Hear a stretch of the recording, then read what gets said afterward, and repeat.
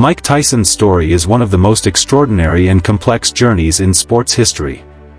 From the streets of Brooklyn to the pinnacle of boxing, from fame and fortune to prison and personal collapse, Tyson lived a life that seemed too dramatic even for Hollywood. But before his final comeback, before he re-entered the public eye as a changed man, Tyson made one of the darkest and most emotional confessions of his life, a confession that revealed the pain, regret, and inner demons that had haunted him for decades. In his prime, Mike Tyson was more than just a boxer. He was a force of nature. Under the guidance of legendary trainer Cus D'Amato, Tyson transformed from a troubled teenager into the youngest heavyweight champion in history. He wasn't just winning fights, he was destroying his opponents. His speed, power, and ferocity made him look invincible. But behind the terrifying image of Iron Mike was a young man still battling the ghosts of his past. The world saw the fighter, but few understood the broken soul underneath the gloves. Tyson grew up surrounded by violence, poverty, and loss. His father abandoned him early, and his mother died when he was just a teenager. He was raised by the streets before being taken in by Cus D'Amato, who became the father figure he never had. Cus taught him discipline, confidence, and the philosophy of a champion. But when D'Amato passed away before Tyson became world champion, everything began to unravel. Without the man who had guided his spirit, Tyson began to lose control of the very discipline that made him great. By the late 1980s, Tyson was at the top of the world, rich, famous, and feared by everyone. But fame can be a dangerous thing, especially for someone as young and emotionally scarred as Tyson. The people around him weren't there to help, most were there to profit. Tyson's lifestyle spiraled out of control. He partied endlessly, surrounded himself with the wrong people, and lived recklessly.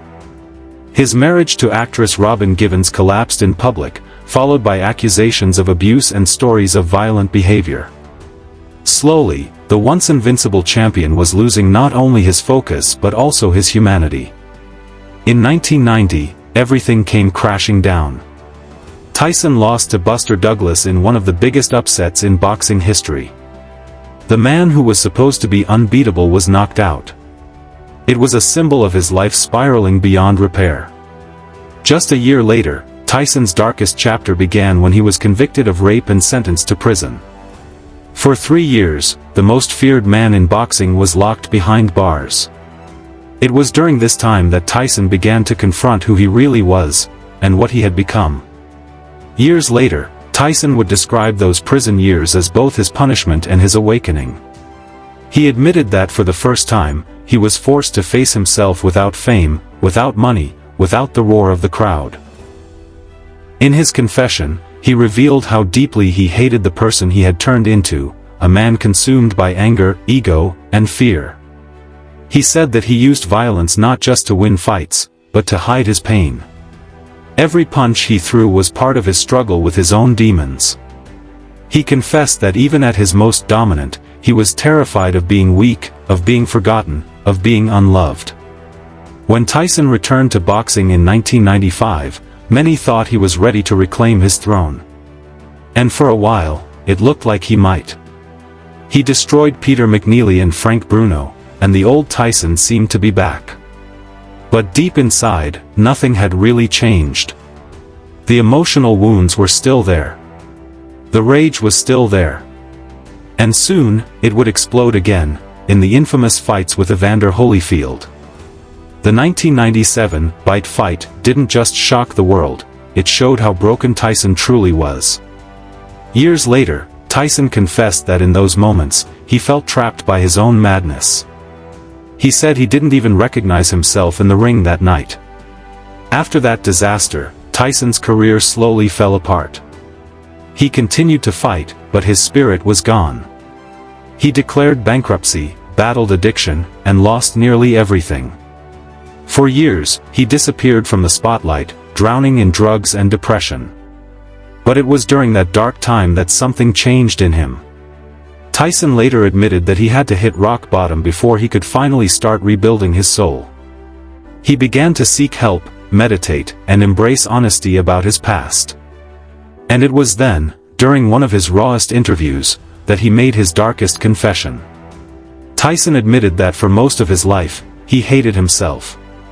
He said that his entire boxing career was fueled by pain and fear, not by passion or love for the sport. "I was scared," he confessed. "I didn't want people to know how weak I really was. So I made them fear me." He revealed that he used violence as armor, creating the image of a monster to protect the broken child inside. He confessed to being addicted to chaos, to destruction, to the feeling of control that came from hurting others. "I was a bad person," he said quietly. "I hurt people who didn't deserve it."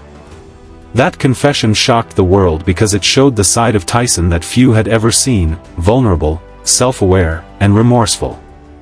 He talked about how much he regretted losing Cus D'Amato, how he wished he had listened more, and how he believed his destiny was stolen by his own hands. He said that the scariest part of his life wasn't going to prison or losing fights, it was living every day with guilt and emptiness. He admitted that at times, he didn't even want to live. But Tyson's story didn't end in darkness. His confession became the starting point of his redemption. By acknowledging his pain, he began to heal. He found new purpose outside the ring, acting, speaking, even performing on Broadway in his one-man show, where he told his life story without filters. The world saw a different Mike Tyson, one who could laugh at his mistakes, cry over his regrets, and inspire others through honesty. That honesty became his strength. The man who once terrified the world had finally made peace with himself. When Tyson finally stepped back into the spotlight for his exhibition comeback against Roy Jones Jr. in 2020, it wasn't about proving he was still Iron Mike. It was about showing he was still standing. The comeback symbolized something much deeper, a man reclaiming his humanity after decades of chaos. He wasn't fighting to destroy anymore. He was fighting to live, to inspire, to show that even the most broken souls can find peace if they face their truth. Mike Tyson's darkest confession before his final comeback revealed a truth about life itself, that no amount of success, money, or fame can fill the emptiness inside unless you confront your pain. Tyson's journey from a lost boy to a champion, from a criminal to a redeemed man, is proof that no one is beyond forgiveness or transformation. His honesty turned his legacy from one of destruction to one of redemption. Today, Mike Tyson is more than a boxer, he's a symbol of survival. He's a reminder that even the strongest people can fall, but it's never too late to rise again. His darkest confession wasn't just about guilt, it was about freedom. By admitting who he really was, Tyson finally broke free from the monster he had created. And in doing so, he taught the world that real strength isn't about power, it's about facing the truth within yourself and learning to love the person you once hated.